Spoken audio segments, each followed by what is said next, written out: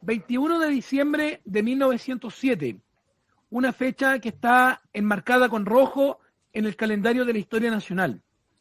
La Escuela Santa María, en la ciudad de Iquique, fue uno de los escenarios de las más grandes masacres que han existido en el mundo obrero a nivel nacional y también sudamericano. Las cifras oficiales del gobierno de la época señalan que fueron aproximadamente 127 personas las que perdieron la vida a manos del ejército. Los historiadores y las historiadoras durante el siglo XX y comienzos del siglo XXI no se han logrado poner de acuerdo en una cifra en específica, pero la cifra que más parece que se acerca a la realidad sería la de 2.200. La cantata Santa María, escrita por Luis Advis e interpretada por el grupo musical Quilapayún, señala que fueron 3.600. Esto parece ser grotesco en una historia en la cual todavía no se saben cuántas fueron las personas que perdieron la vida.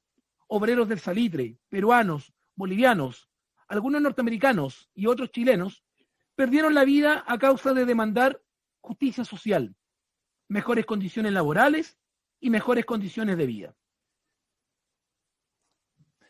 Buenos días a todas, a todos, a todos. Bienvenidos a un nuevo capítulo de este programa que hacemos siempre con mucho cariño. No nos habíamos encontrado hace un par de semanas, pero estamos de vuelta.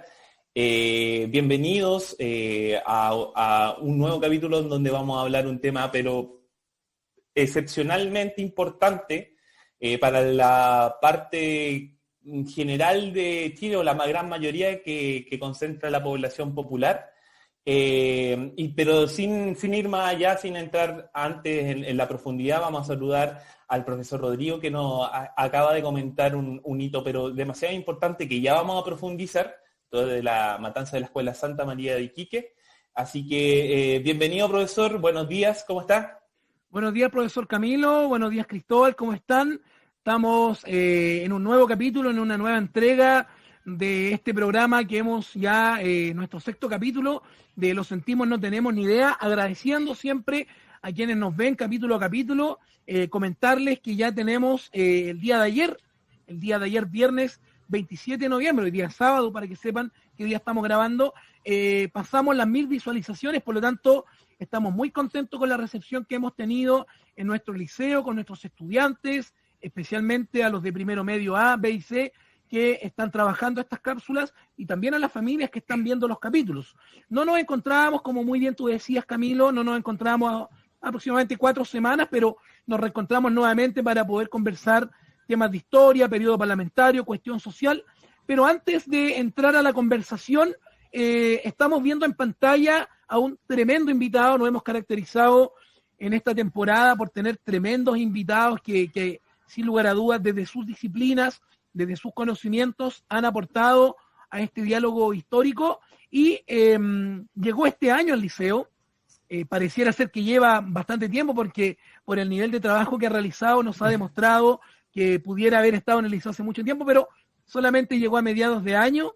Tuve la oportunidad de conocerlo en persona hace algunos días, y no he cambiado la impresión que tengo de él. Lo vimos en el aniversario, en los talleres de música, lo vemos también en el taller de instrumentos este año, y lo vimos para Fiestas Patrias con una tremenda presentación, ¿cierto?, como jurado en el Festival de la Voz, y también entregando su música a todos y todas nosotros y nosotras. Nos acompaña el día de hoy el profesor Cristóbal Urra, a quien recibimos, ¿cierto?, con un aplauso desde nuestras casas. Tremendo invitado. Excelente. Profesor, ¿cómo está? Gusto de saludarlo. Hola, bien, gracias. Gracias por esa tremenda presentación. Agradecido. Bien, ¿no? Y que un honor estar aquí con los otros invitados comparando ahí. Gracias. Gracias por la invitación. Y sí, bueno, mi invitación ahora es para hablar de cómo es la música en esta época. Así que espero ahí complementar y aportar. Así es.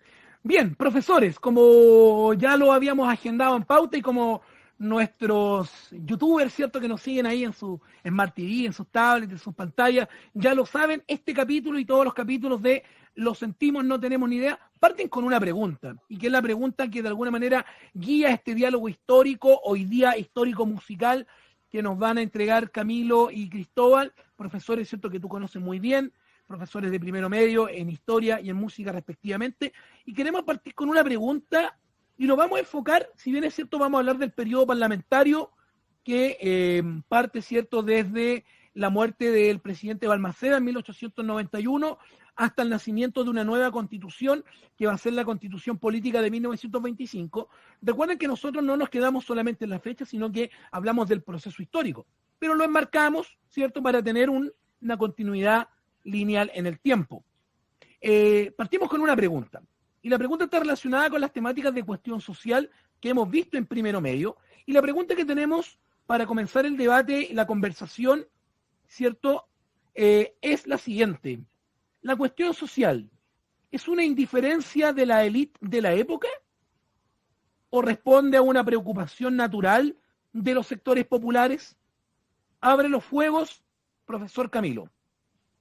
Muchas gracias, profesor Rodrigo.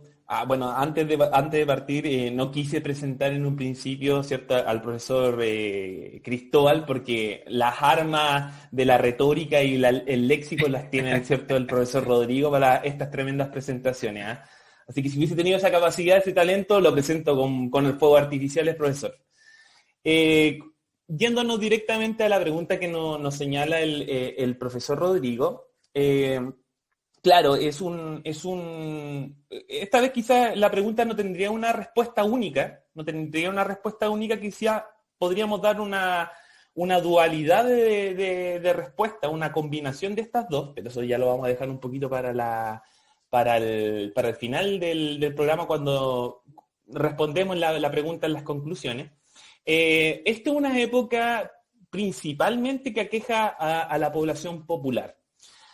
Capítulos anteriores, como conversábamos antes del programa, nos habían tirado un poquito las orejas porque nos habíamos centrado principalmente en los grupos oligárquicos, ¿cierto?, en la élite política durante el siglo XIX propiamente tal, desde que se independiza Chile, pero no era porque nosotros quisiéramos, ¿cierto?, o nos abocáramos directamente, fuésemos fans de la clase alta y de la oligarquía, sino que netamente el gran transcurso del siglo XIX se dio que la configuración del Estado, del gobierno, principalmente emanaron de estas clases, de estas pequeñas clases oligárquicas, ¿verdad?, la clase política, los nuevos burgueses, y la clase popular se mantuvo mucho tiempo como una masa dominada nada más.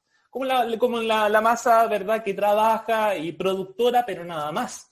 Porque tampoco tenían la herramienta para rebelarse, ¿ya? De hecho, si vamos a ir al siglo XIX, tenemos un par de revoluciones que son liberales, son revoluciones liberales, o sea, netamente de la élite, que se considera liberal. Entonces no vamos a tener mucho trajín del pueblo. Esto hasta que sucede un fenómeno que es como el que desencadena todo lo que nosotros vamos a hablar, por lo menos en la parte social, profesor, que es un fenómeno mundial, que es la revolución industrial. La revolución industrial, como muy bien los chicos, las chicas y los chiques de primero medio, y bueno, hasta cuarto medio, esperemos que lo sepan, nace en Inglaterra, explota en Inglaterra, después se difunde en los demás países, ¿verdad?, europeos, y la revolución industrial es eso, pues marca, ¿verdad?, un avance tecnológico que nunca antes se había visto, inventos por montones, teniendo como en la primera fase de la revolución industrial, teniendo como característico el motor a vapor, ¿cierto? El motor a vapor que derivó, ¿cierto?, lo que fue hacia el ferrocarril y todo lo que puede desprenderse del ferrocarril, etcétera, de los barcos. Y después ya en la segunda fase vamos a tener, ¿cierto?, que eso va a derivar ya en el motor de combustión. Y en definitiva, esto va a marcar un antes y un después en materia tecnológica. Pero no tan solo en materia tecnológica, porque esa tecnología también va a ser ocupada por la población. Es ahí en donde parte todo esto. La gran explosión de tecnología, las fábricas, que antes eran talleres, ¿te acuerdas, profesor, que antes eran talleres? Ahora vamos a hablarlo con la nueva industrialización. Este concepto de industrialización van a convertirse en fábricas, en industrias, porque obviamente les llega tecnología más avanzada que aumenta la producción más rápidamente. Pero si aumenta la producción más rápidamente con estas nuevas tecnologías, la mano de obra del hombre también se ve un poco afectada, por cierto. Ahora el trabajo de 10 hombres lo va a hacer solamente una máquina, va a ser mucho más rendidora. Eso vamos a entrar como consecuencia de la revolución industrial.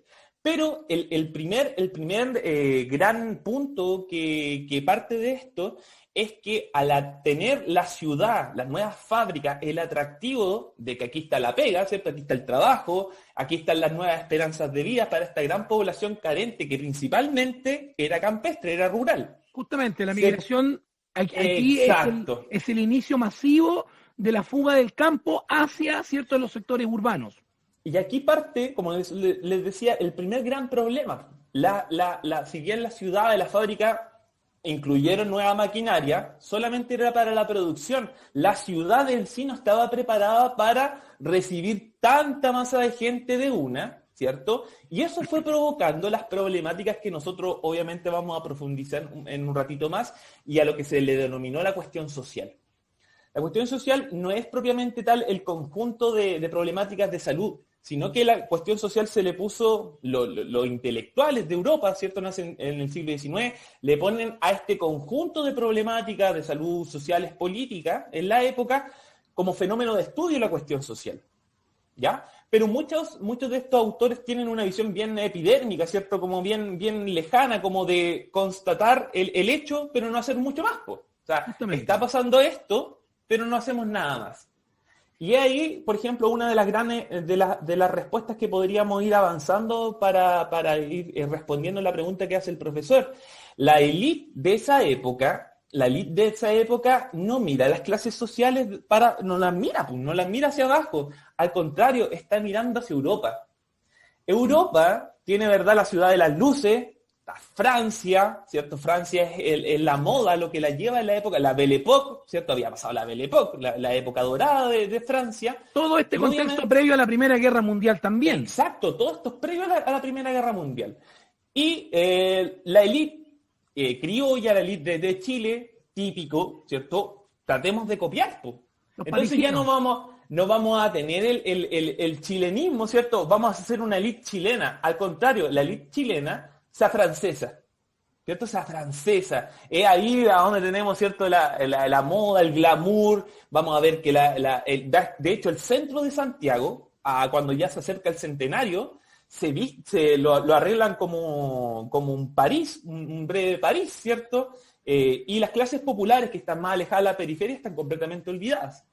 Porque la élite en este caso prefirió mirar, ¿cierto?, el arribismo, prefirió los intereses propios por sobre, ¿verdad?, la necesidad en gran cantidad de la población que se veía, ¿verdad?, con este producto de esta cuestión social.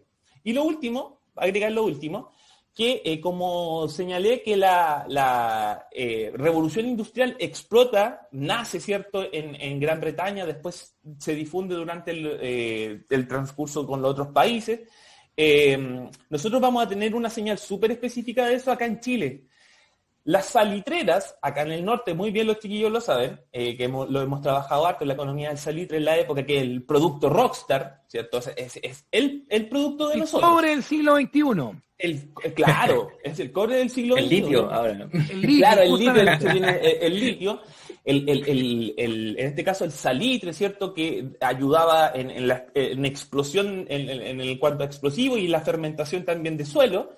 Era un producto súper requerido, y a través de la Guerra del Pacífico, ¿cierto?, la anexión del territorio peruano y boliviano, Chile se había hecho de los grandes territorios donde se explotaba el salitre.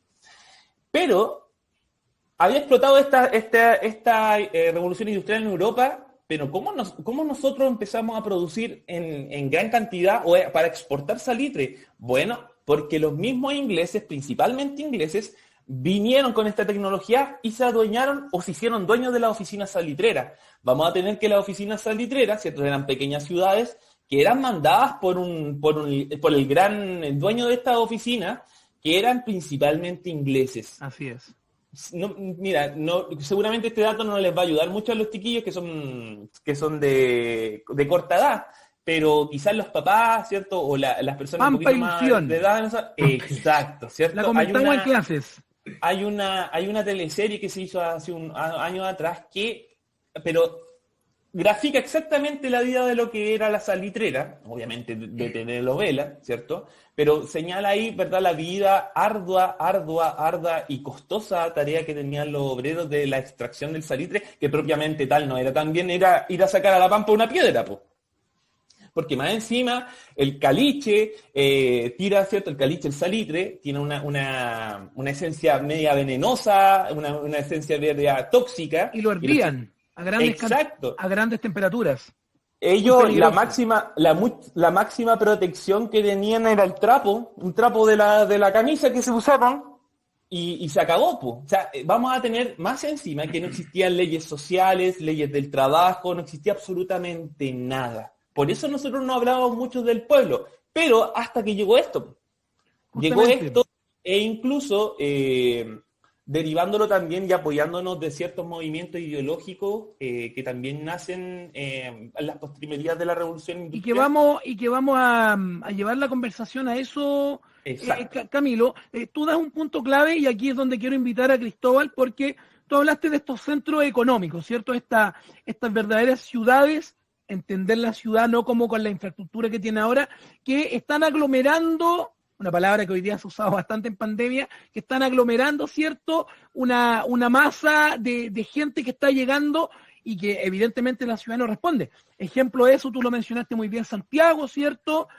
Mencionaste la zona norte, ciudades como Antofagasta, todo el sector minero del salitre, pero acá en nuestra región también tenemos lo que es la zona carbonífera de Lote y Coronel, que tiene elementos muy similares a los que tú relatas de la zona norte.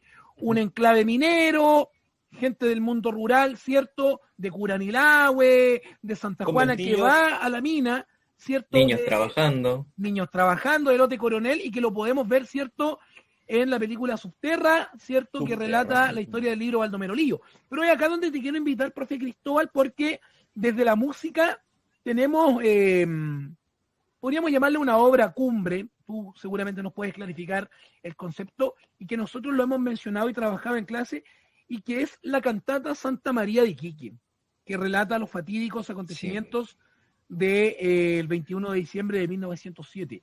Y desde ahí, Cristóbal, desde tu conocimiento eximio a nivel musical, preguntarte qué rol cuenta la cantata en el poder dar a conocer las tragedias que ocurrieron, y también ver ahí, Cristóbal, la respuesta que entrega la élite política y económica frente a estas demandas sociales. Claro, es todo un tema. Las canciones, o la música en general, aquello que tiene letras, desde tiempos muy antiguos, no sé, los goliardos ya los conocerán, o los juglares, siempre las letras van contando historias, van retratando realidades y denunciando cosas. Y ya que mencionaba la aglomeración de las casas en La Pampa o en la Salitrera, tenemos a una canción de Violeta Parra, Arriba quemando el sol, cuando dice: me digo mejor habita en su concha el caracol, que se hacía referencia a cómo las casuchas, habla de las casuchas también, ¿no? Y lo mismo pasa en la cantata Santa María. Y la cantata Santa María, nos vamos al término cantata, que es, lo voy a decir, no lo voy a tirar, es un género que nace en la época del barroco, esto es en el 1700, ¿cierto? Empieza a aparecer la ópera, empiezan a aparecer arias, que es decir, ya la música docta no era solo música nomás, no era instrumental, sino que pasa a tornarse con letra y a contarte cosas. ¿Qué es lo que pasa en la cantata? Que retrata la vida salitrera, en este caso no la vida salitrera, sino que una situación en específica, que en este caso es la matanza, ¿cierto? Ese fatídico día, en donde parte relatando cómo era la previa antes de esto, cómo se empezó a gestar, cómo después los obreros empezaron a manifestarse y el resultado final, que es la respuesta que les dieron, ¿cierto? Así es. Y sí, en efecto, se utiliza esta canción no para denunciar, porque ella solo está contando una historia que ya pasó, y me voy a quedar con una frase que dice en la misma canción de Luis Atvis, que fue el compositor, A propósito, como dato, no sé, extra, esta canción aparece en 1970, si no me equivoco. Se escribe en 1969 y se presenta en 1970. Tiene una parte que dice, por más que el tiempo pase, no hay nunca que olvidarse. Entonces, claramente estas son cosas que, objeto de estudio, no hay que olvidarlas, no tienen que volver a pasar nunca por ningún motivo. Así que eso, no sé, otra pregunta ahí para irme distinguiendo. Sí, en ese mismo tema de la cantata, ¿cierto, Cristóbal? Donde tú relatas muy bien el tránsito que realiza esta población minera desde el nacimiento del movimiento hasta, ¿cierto?, la respuesta final. Hay una controversia en lo que es, ¿cierto?, el número que se menciona de las pérdidas de vida a manos del ejército. No nos olvidemos que, como tú muy bien indicabas, la cantata termina, ¿cierto?, con la respuesta que entregan, una respuesta de masacre, de muerte, porque la cifra oficial del gobierno de la época nos señala más de 150. Los historiadores, Exacto. las historiadoras se sitúan entre los 2.000 y 2.500. La cantata dice 3.600. Bueno, ¿qué te parece a ti? Primero, que no haya un número claro todavía, o sea, con todos los conocimientos que hemos tenido, este suceso pasó hace más de 100 años, o sea... Claro. Honestamente, lo he buscado harto, qué significa el 3600 y no he logrado dar con el significado, porque obviamente 3600 es un número muy redondo, pero sí, no existe una cifra ciencia cierta y también pareciera que el gobierno de esa época, bueno, claramente lo censura la cantidad de muertos, habla de muertos y heridos, después habla de solo muertos. Pero a ciencia cierta no sabría decir, pero es la cifra que si uno le pregunta a cualquiera o a cualquier persona que haya escuchado la cantata, te va a señalar ese número de que es el número real para ellos, por lo que escuchan en la canción. Pero a ciencia cierta, la verdad, no he encontrado, no he logrado dar con un significado específico o qué es lo que quiso decir Luis Atvis en esa letra al mencionar ese número.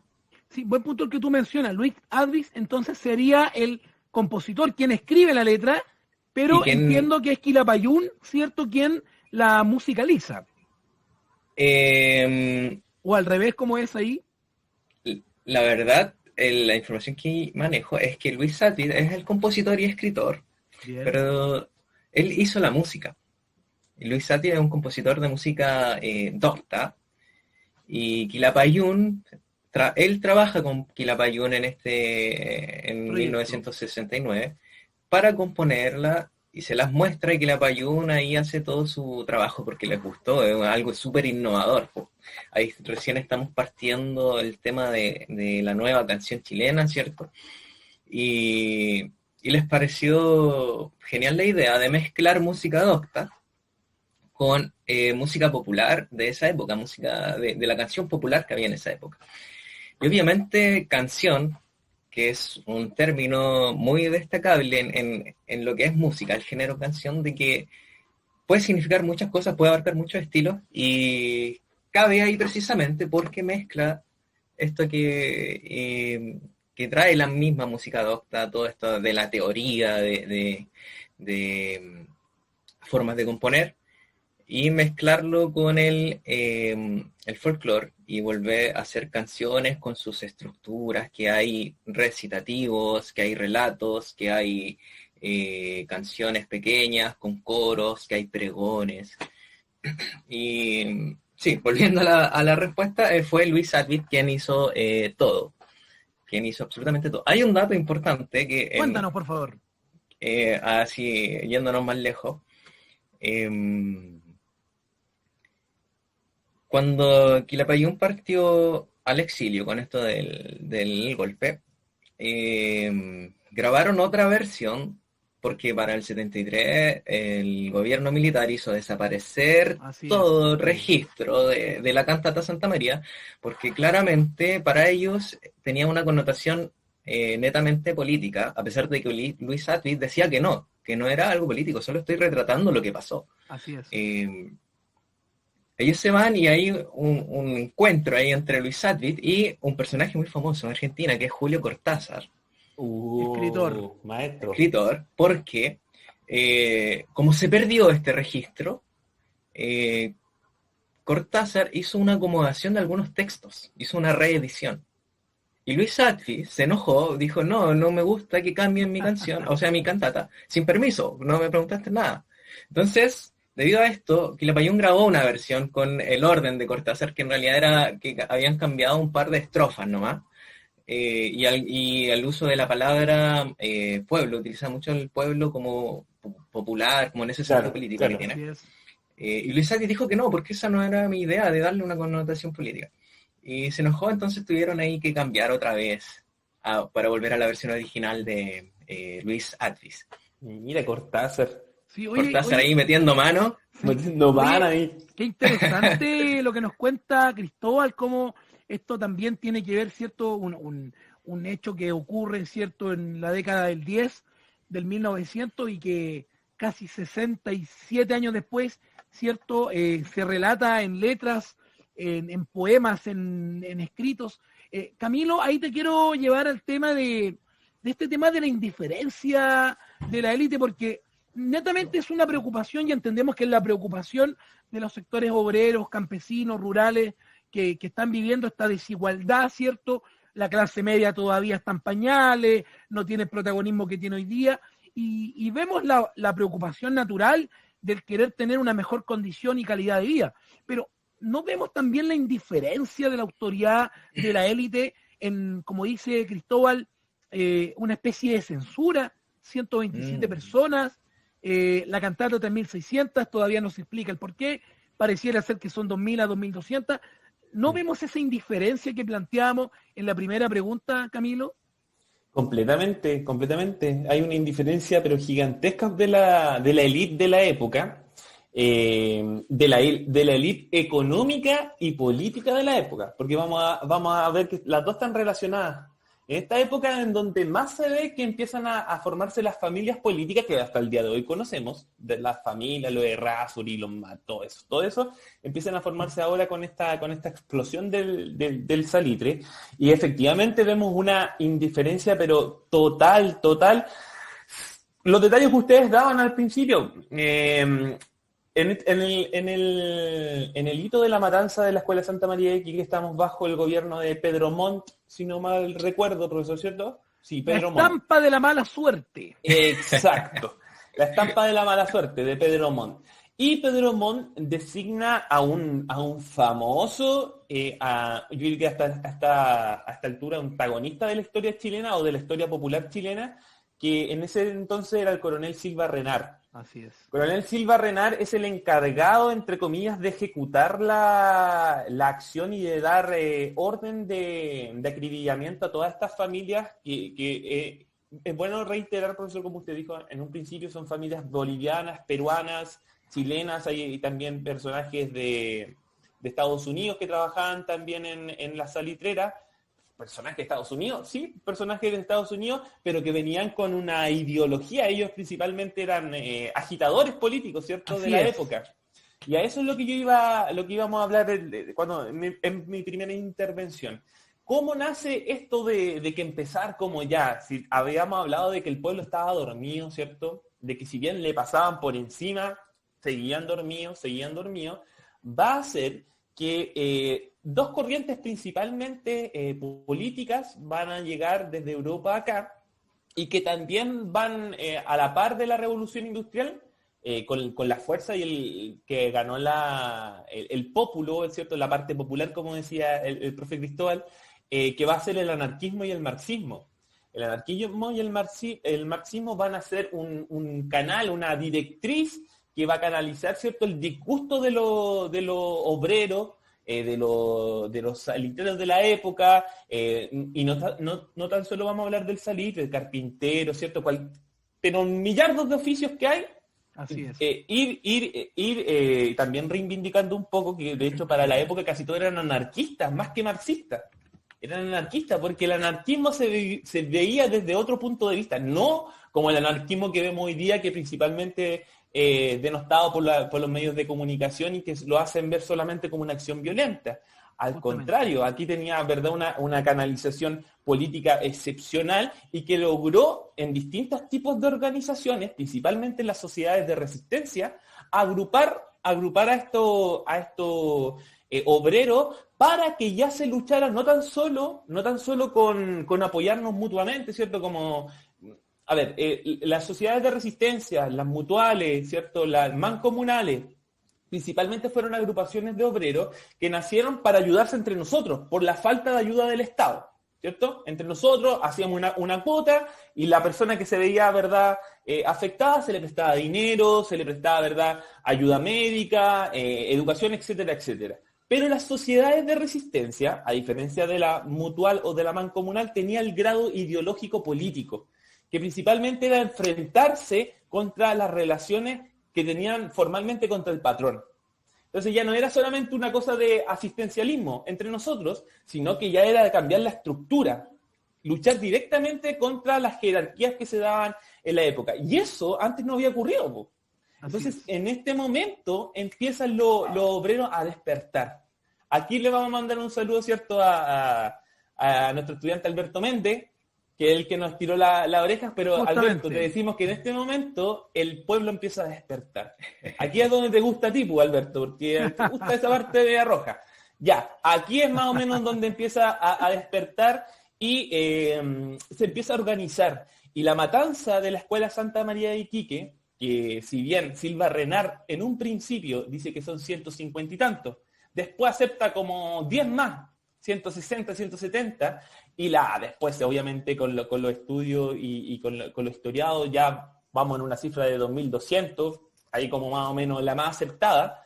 De 150 a 2.200 personas, hay obviamente una gran negligencia en cómo lo abordó el Estado y de cómo también... Y el tema no es que hablemos de, por ejemplo, de un objeto, estamos hablando de personas, o sea, no es lo mismo que yo diga, tengo 150 lápices y subí a 2.200 lápices, o sea, estamos hablando de vidas humanas, o sea, exacto. Eso es lo tremendo. Exacto, teniendo en cuenta sí que para la época una vida humana no es la misma valoración. El mismo paradigma de hoy día. Claro, hoy día nosotros valoramos a la vida hasta de un pequeño animal, de un pequeño ser viviente, ¿cierto? No, allá en la época la persona que no era de una clase alta, poco más no era humano, pues. Sí, ahí quiero llevar a Cristóbal porque, discúlpame Camilo, quiero llevar a Cristóbal porque se menciona la palabra despertar. El año pasado también la escuchamos, Cristóbal, tú eres un testigo ocular como todos nosotros y todos los que están viendo esta cápsula, un testigo ocular de lo que pasó el año pasado en Chile y que también está pasando en distintos países latinoamericanos, y ahí también un poquitito conocer tu apreciación de si ves alguna similitud entre estos procesos de este despertar obrero a comienzos del siglo XX y este despertar que tenemos hoy en día. Profesor, ¿seremos testigos oculares solamente? ¿Seremos testigos oculares? Somos entes activos. Sí, yo creo que por ahí. Gracias por la corrección. Somos fuentes. Gracias por la corrección. Consulta. Por ahí leía, obviamente, traté de prepararme un poco antes de venir aquí, para no quedar tan en vergüenza. No te preocupes, ha estado bien. No. En esta época parlamentaria, había, no sé si había ocurrido antes o fue en este proceso que ocurre esto de una guerra civil que duró medio año, ¿no? Tenemos varias guerras civiles en la historia. De hecho, sí. El periodo parlamentario parte claro. Y finaliza también el periodo liberal con esta guerra civil que trae como hito que cuando se suicida Balmaceda. Que justamente parte también como abordando el tema de la cuestión social, ¿no? La gente pidiendo mejores leyes laborales que decían que trabajaban de sol a sol, incluso no había descanso el domingo, si no fuera porque el domingo es de la Iglesia Católica, ¿cierto? Y si no fuera porque estos tipos de la elite también eran católicos, no todos, pero la gran mayoría. Yo creo que sí hay un despertar y siempre la gente está despertando en cada generación. Yo pienso. Me gusta pensarlo así también.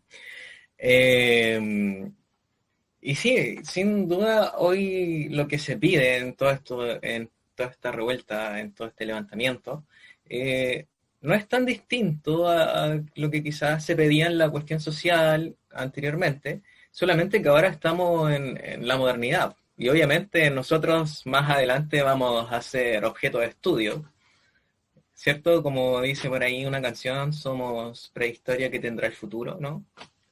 Sí, Una canción de Silvio. así es. Y sí, claramente hay un despertar, po. Como dirían los jóvenes hoy en día, estamos más vivos.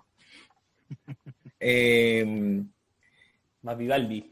claro, ya nos damos cuenta de aquello que es injusto, ya hay más valor por el otro, por uno mismo, de qué es lo que valgo. Claro, si antiguamente el profesor Camilo decía el valor de una vida humana era que era una fuerza de trabajo, no era fuerza obrera.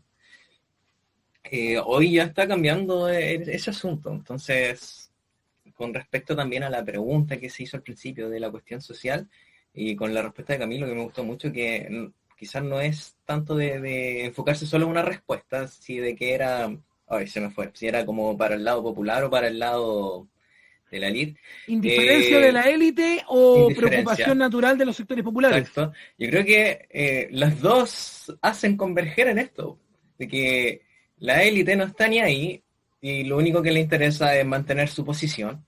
Está el pueblo que no es que no tenga una posición, sino que su posición es que están abajo para la élite y también tienen que decir, oye, esto está mal, nos levantamos. Y volviendo también a la canción, a la cantata, así parte. Hay una canción que es el Vamos Mujer, de hecho está también la canción anterior a esa que Sí. habla de las demandas que tienen los obreros. Y después habla del Vamos Mujer que van a ir al pueblo a expresar sus demandas de aquí estamos mal, esto no puede ser, estamos viviendo súper mal, no nos pagan. No sé si en esa época estaba el tema de las fichas, ¿cierto? Sí, mira, Así es. Cristóbal, para solamente complementar lo que tú dices, las demandas, por ejemplo, de la huelga de la Escuela Santa María de Iquique, principalmente fueron dos cosas. Una, el tema de las fichas, que se pudiesen, de hecho, ni cambiar las fichas, Claro. sino que las fichas se Fueran pudiesen válidas ocupar en en otras otra pulperías. oficina. Claro. Antes se podía ocupar solamente la oficina. Y la otra era que las pesas de las pulperías estuviesen buenas y no estuviesen manipuladas. Solamente Justamente. esas dos cosas no alcanzaban ni para que mejoraran las condiciones laborales propiamente tal. Entonces, imagínate, con esas dos cositas, para que haya ocurrido esta matanza gigantesca. Así es.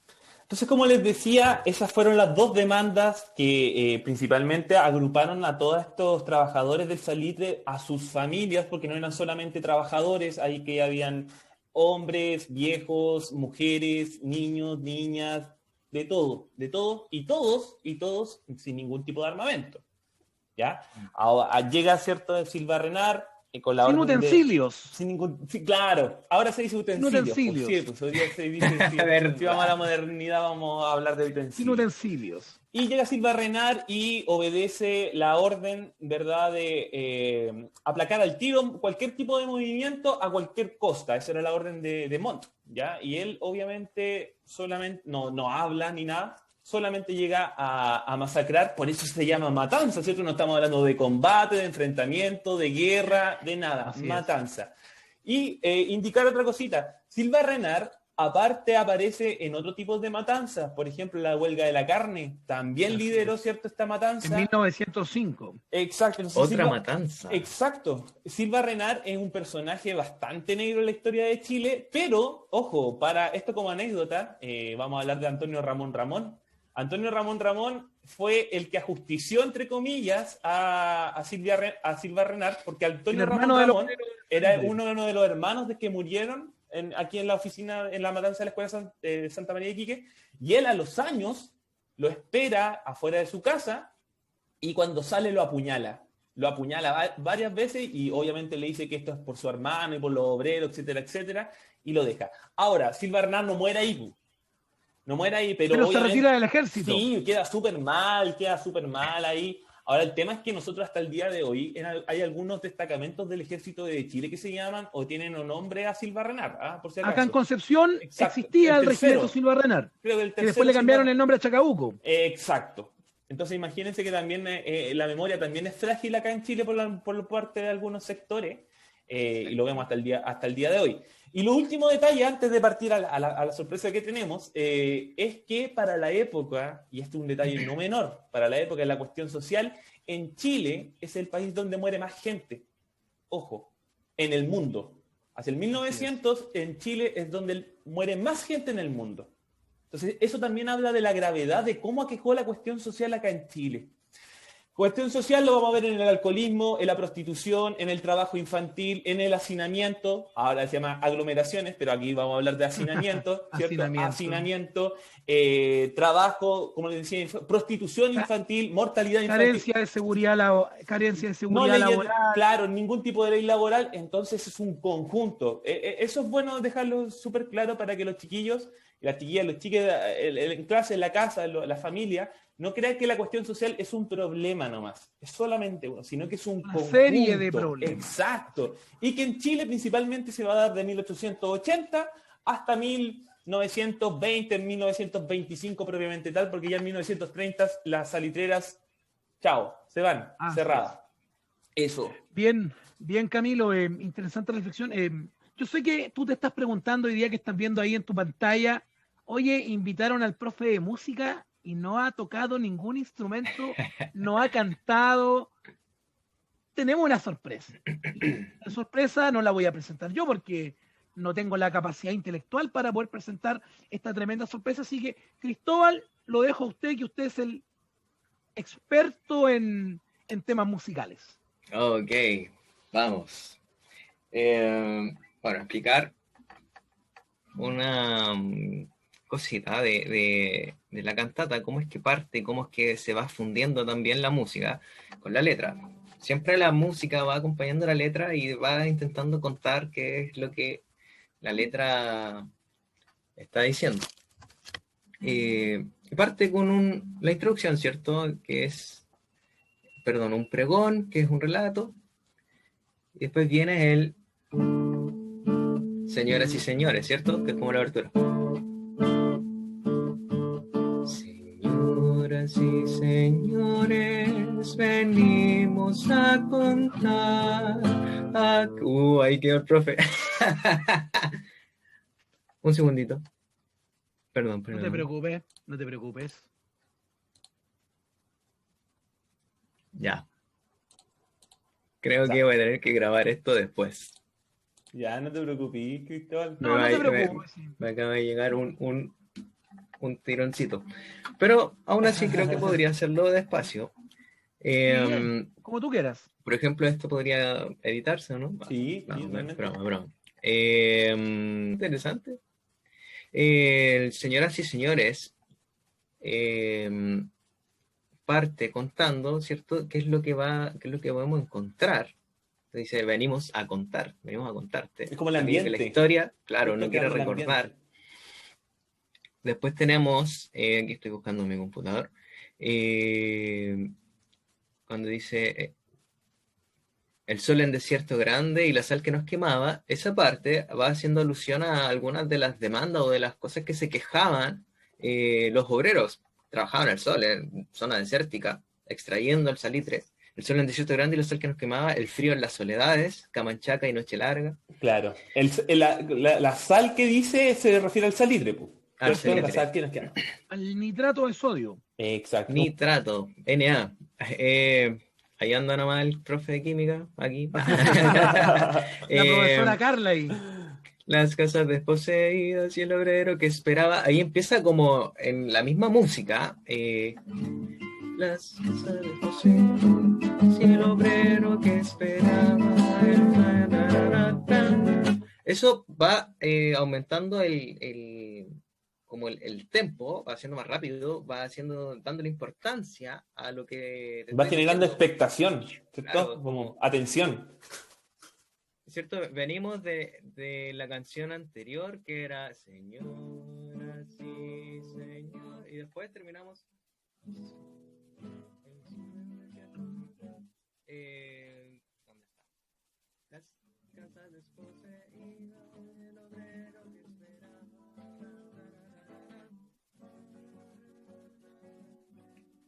Aumentando el ritmo. Después tenemos el Vamos Mujer, que es quizá un poco más introspectivo, quizás más lento, porque es como una... Estamos escuchando un poquito bajo, Cristóbal, disculpa. Ah, ya, ese es el problema del micrófono que está configurado para la voz y no para el instrumento. Ah, ya. Entonces se baja solo el volumen. No te preocupes, tranquilo. Problemas con eso en clase. No te preocupes, tranquilo. Tenemos el Vamos Mujer, que tiene este ritmo. Es que es un ritmo muy del norte, ¿cierto? Las tradiciones son del norte, ¿no? Y a Atkins se le ocurrió poner quena, charango, guitarra, bombo, legüero, instrumentos que son comunes en el norte. Y para volverlo agosto utilizó técnicas de composición y utiliza un violonchelo. No sé si lo han notado cuando se escucha la cantata. Está sonando un violín, un violonchelo. Entonces tiene el Vamos Mujer. Vamos mujer, partamos a las... No. Vamos mujer, partamos. Ya me acaba de llegar otro WhatsApp. ¿Te van a echar? No. Censura, están censurando. No, qué tremendo. No, pero no te Yo iba a preocupes, tocarle hasta mi quena. Cristóbal, no te preocupes porque al final vamos a anexar un video que tú también nos vas a compartir, así que son pequeñas pildoritas que estamos entregando a los chiquillos, pero que claramente reflejan, ¿cierto?, el trasfondo que tiene la cantata, no solamente desde el punto de vista histórico, no solamente desde el punto de vista del lenguaje, sino que también, como dice Cristóbal, desde esta sinfonía de melodías que hay. Claro,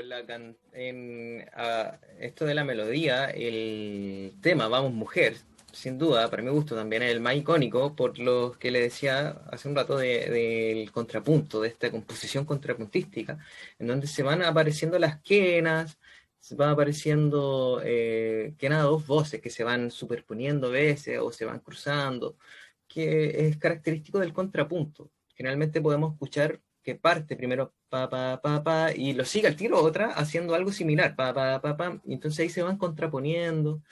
Ahí va el tema de la composición contrapuntística, algo muy cotizado entre los músicos doctos. Sí. Y también, pues, dígame. ¿Podemos comprometernos con un temita grabado para anexarlo Sí, al capítulo? claro. Excelente. Ya hay que terminarlo. Exacto, Camilo. ¿Qué más podría agregar? El tema, quizás de alguna forma lo voy a llamar intertextualidad en cuanto a la música, que para representar un lugar hay que usar instrumentos del lugar. En este caso, Luis Albi usó la quena, instrumento andino.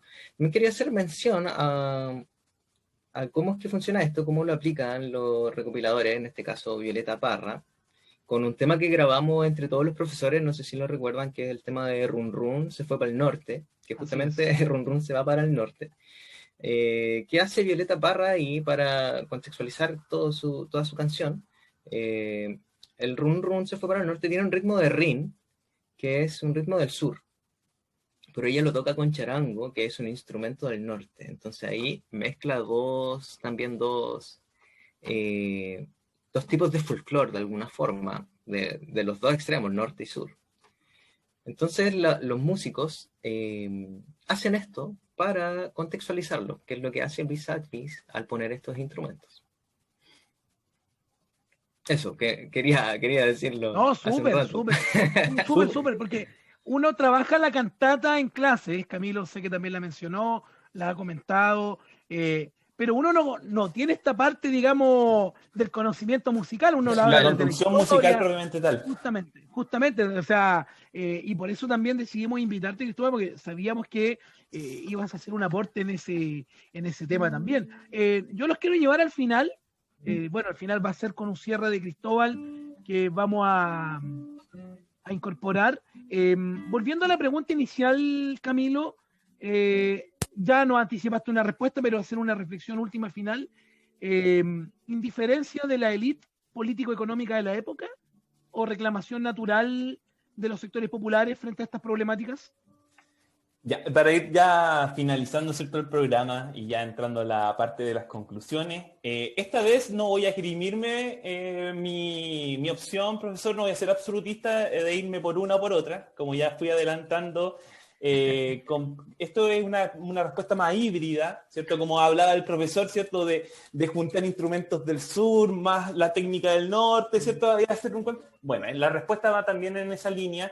Considero que si bien existe un clamor orgánico, natural, ¿cierto?, del pueblo ante las condiciones que lo afectan, y por tanto, más la ayuda de lo que hablamos de las corrientes políticas que vienen desde Europa, que ayudan a canalizar ese descontento ya en un tipo de organización más sólida, más concreta, podemos verlo como, claro, orgánico, natural, sale del propio pueblo, pero también en base, ¿cierto?, a la indiferencia completa de la élite, de la oligarquía de la época, que principalmente vela por sus intereses, ¿cierto?, ese arribismo clasista de la época, observando Europa y no observando a las clases bajas, y propiamente tal formando ya estas familias políticas que no solamente van a ser políticas, sino que van a unirse con los grupos económicos, van a empezar a formar una oligarquía más sólida.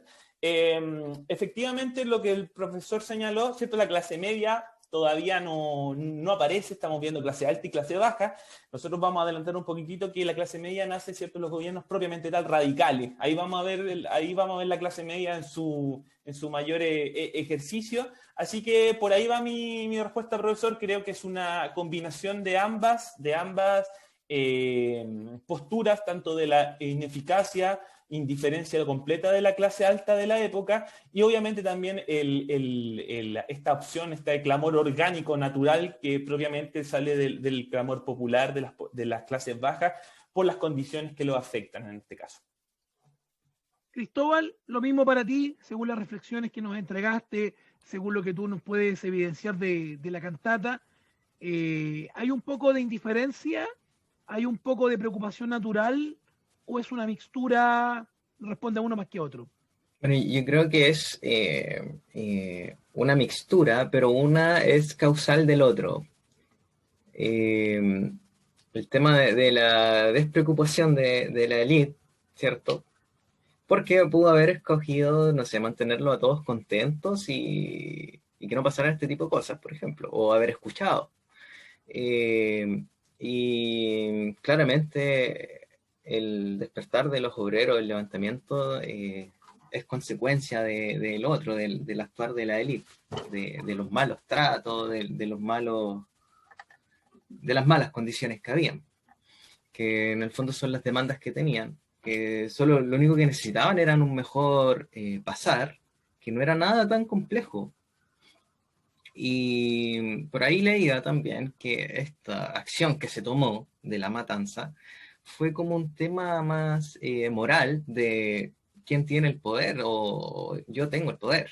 Y ocurrió esta masacre que dieron la orden de... Exacto, no había ni apelación, o sea, la orden era cumplirla. Y un poquito complementando lo último que se me había pasado, es que Cristóbal, y bueno, el profesor también lo sabe, esta no es la primera matanza que vamos a ver en Chile. Hablamos de la huelga de la carne, pero vamos a ver la matanza de Ranqui, la matanza del seguro obrero, que es posterior. O sea, Chile se construye a través de matanzas, en hitos de matanza, en donde Chile sabemos que el ejército chileno ha atentado 23 veces contra el propio pueblo. Es el único ejército. Fue el estallido social. 24, pongámosle wow. 24. Entonces, 24 veces donde el ejército chileno ha atentado contra su propio pueblo. Ni contra otra guerra en otro país, nada.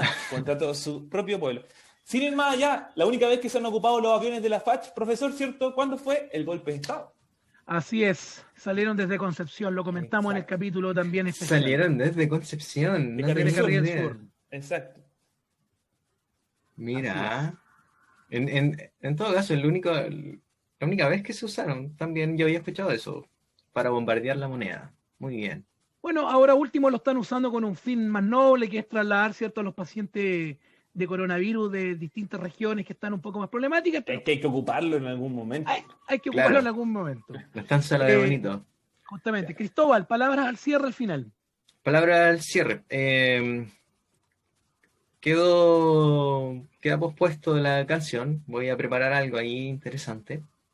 Va en el capítulo, sí, va en el capítulo al final. Va en el capítulo. Y ¿qué más? Gracias por la invitación. Aprendí harto hoy día. Siempre se construye buen conocimiento a Nosotros través también aprendimos. de la conversación, a través de los datos, y lo vuelve como más significativo de alguna forma.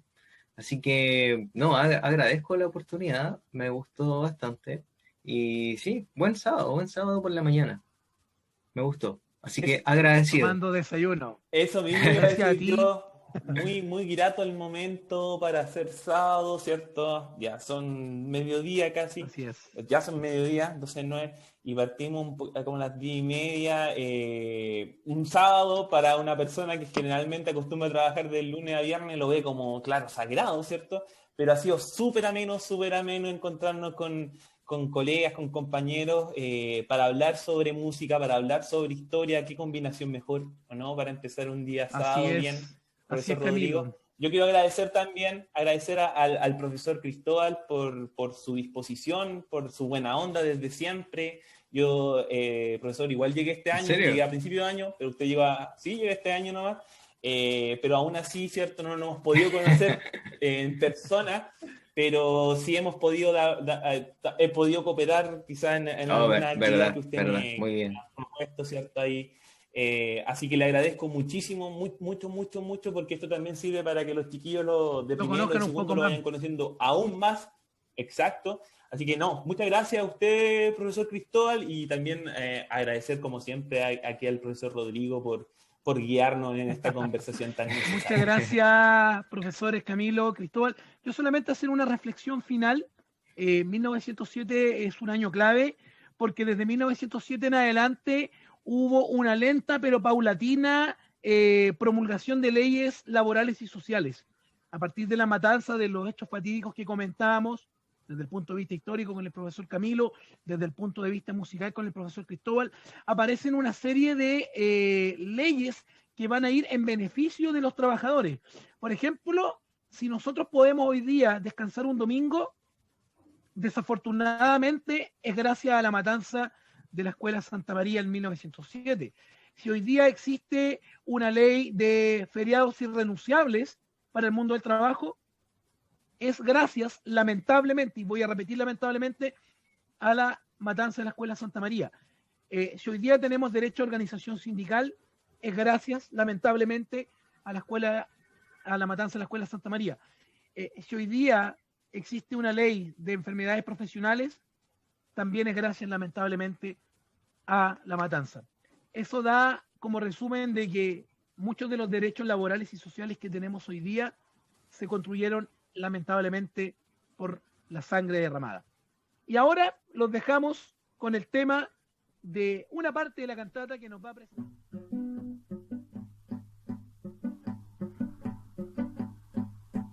Vamos, mujer, partamos a la ciudad.